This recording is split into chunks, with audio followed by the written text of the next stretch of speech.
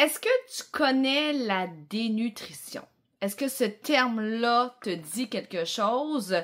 Je te passe un papier que c'est un sujet très chaud en nutrition, qu'on ne parle pas assez souvent, qu'on pense juste que ça s'adresse à la personne âgée, mais elle peut arriver à n'importe qui et a de nombreuses conséquences sur le diabète de type 2.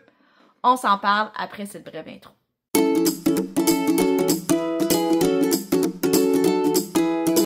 Allô, moi mon nom c'est Véronique Plante, je suis nutritionniste diététiste professionnelle et j'ai créé en mars 2022 la seule clinique en diabète de type 2 au Québec en nutrition.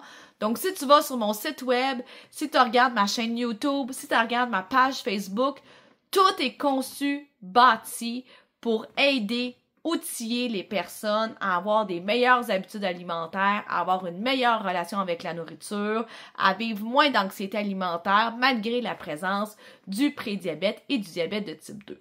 Donc aujourd'hui, on parle de dénutrition. C'est quoi la dénutrition dans le fond? C'est un déséquilibre entre le nombre de calories que ton corps a besoin et ce que tu manges réellement.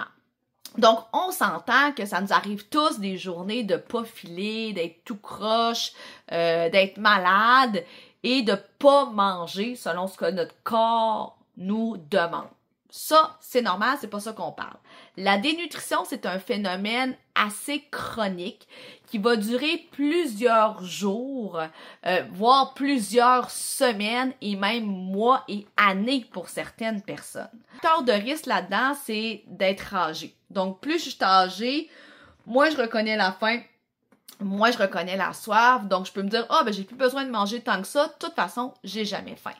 Les régimes restrictifs aussi, donc de vouloir couper beaucoup les calories pour bien gérer le taux de sucre, pour perdre du poids, peut engendrer aussi une dénutrition.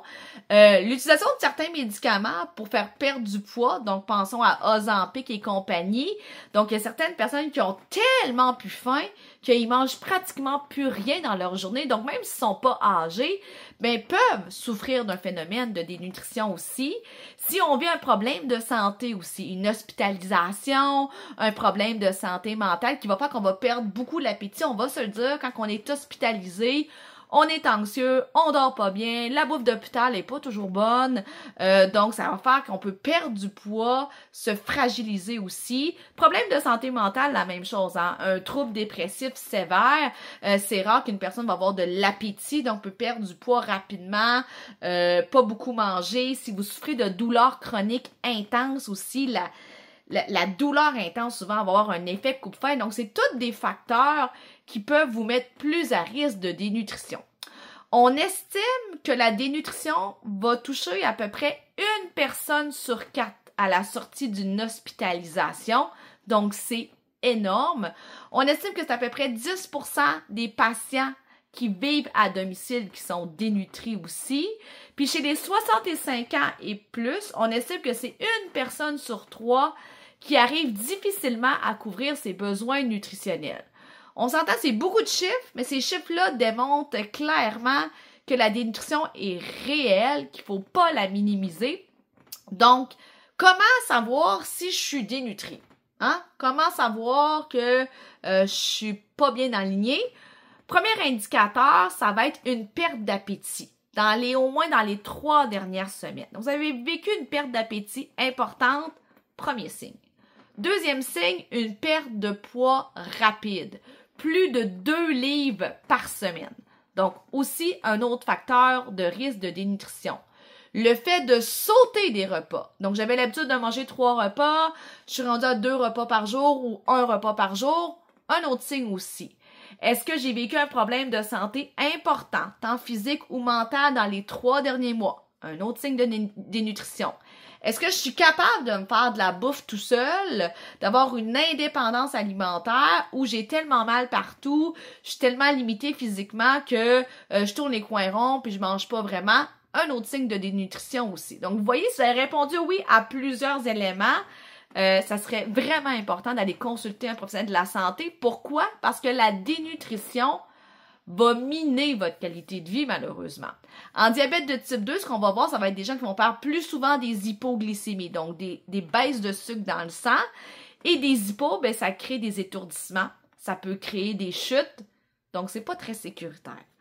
Aussi, c'est que souvent, on va avoir des glycémies très déréglées, hein, des grands pics, des grandes variations. Donc, encore une fois, c'est dû au déséquilibre alimentaire. Hein. J'ai une longue période sans manger. Quand je mange plus ou je mange des aliments très transformés parce que j'ai pas le goût de cuisiner. Donc, ça va créer vraiment un très mauvais contrôle en règle générale du diabète.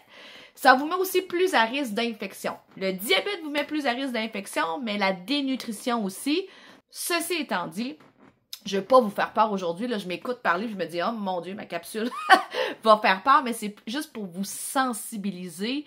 Et si vous avez plusieurs facteurs de risque, ne tardez pas à aller consulter un professionnel de la santé, idéalement un nutritionniste, pour vous donner des trucs. J'espère que ça vous éclaire, que ça vous donne des pistes de solutions. Puis rappelez-vous que la dénutrition, elle est réversible. Donc, très rare qu'on est rendu trop loin dans le processus. Là, souvent, on est capable d'améliorer les choses également. Donc, comme à l'habitude, aime, partage, commente, abonne-toi à ma chaîne YouTube si ce n'est pas déjà fait. La petite clochette est en haut. Et on se revoit très prochainement pour une capsule éducative afin que tu deviennes le meilleur leader de ta santé. Bye!